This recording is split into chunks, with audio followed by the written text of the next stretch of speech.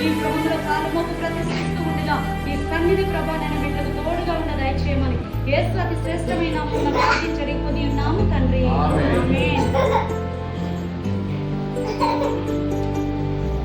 తండ్రి యొక్క పరిశుద్ధాత్మ నామమున వేలాది నదులంతా నిష్కామకైన నీకి జీవా చాలునా. వేలాది నదులంతా నిష్కామకైన నీకి జీవా చాలునా.